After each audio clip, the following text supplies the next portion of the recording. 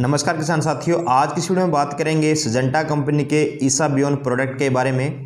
ईसाबियोन product जो है इसे सिजेंटा कंपनी ही मार्केट करती है, यानी कि सिजेंटा कंपनी इसे बेचती है। हालांकि ये जो प्रोडक्ट है वो मैन्युफैक्चर्ड बाय इटली है, यानी कि इटली के काफ़ी फेमस कंपनी जिसका नाम है ईसा एग्रो एशिया, वो कंपनी सिजेंटा को ये जो प्रोडक्ट है वो बना के देती है। ओनली सिजेंटा कंपनी इस प्रोडक्ट की जो मार्केटिंग है वो करती है।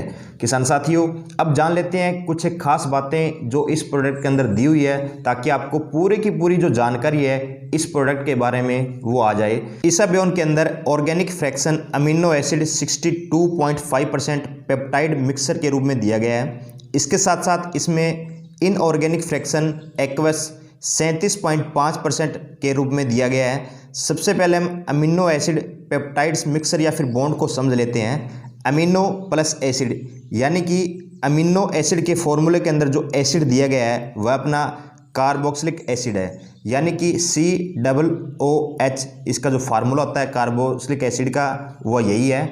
जब दो अमीनो एसिड को मिक्स किया जाता है तो अपना जो H2 है, यानी कि जो पानी है वो बाहर निकल जाता है।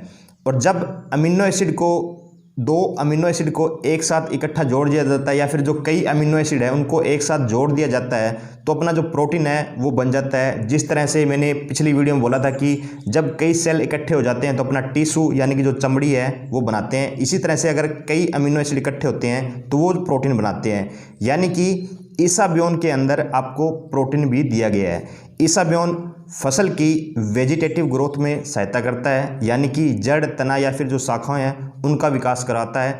इसके साथ साथ ये फसल पर कीटनाशक, खरपतवारनाशक या खाद के दुष्प्रभाव को भी कम करता है। यानी कि कई बार क्या होता है, हम ज़्यादा मात्रा के अंदर कीटनाशक या फिर जो हर्बिसाइड है या फिर कई मात्रा में जो खादें हैं वो डाल देते हैं, जिसके कारण जो पौधा है वो थोड़ा सा तनाव के अंदर आ जाता है। अगर उस समय हम अपना जो ईसाबियोन है उसका स्प्रे करते हैं तो ये पौधे को तनाव मुक्त बना देता है। दूसरा, कई बार हम देखते हैं कि हमारा जो टेम्परेचर है वो ज़्यादा हो जाता है, गर्मी ज़्यादा बढ़ जाती है या फिर जो सर्दी है वो ज़्यादा हो जाती है।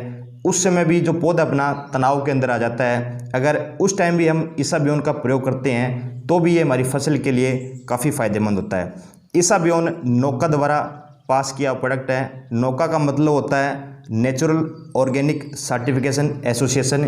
ये एक एसोसिएशन है, जो भी कोई प्रोडक्ट अपना ऑर्गेनिक के रूप में दिया जाता है तो अगर ये जो संस्था है वो उस प्रोडक्ट को पास कर दी जाती है तो हम मान लेते हैं कि ये जो प्रोडक्ट है वो ऑर्गेनिक है।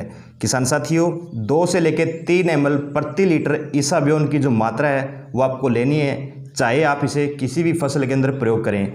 कंपनी कहती है कि ईसाबियोन को हम नीचे डाल सकते हैं जड़ों के अंदर, लेकिन अगर आप इसका सॉइल एप्लीकेशन की बजाय अगर आप इसे फोलियर एप्लीकेशन में यूज़ करते हो, यानी कि इसका जो प्रयोग आप स्प्रे के अंदर करते हो, तो ये काफ़ी बेस्ट रहता है। उम्मीद करता हूँ किसान साथियों जानकारी आपको समझ आ चुकी है। अगर फिर भी आपको इसके बारे में और कुछ पूछना हो तो आप नीचे कमेंट कर सकते हो। धन्यवाद किसान साथियों।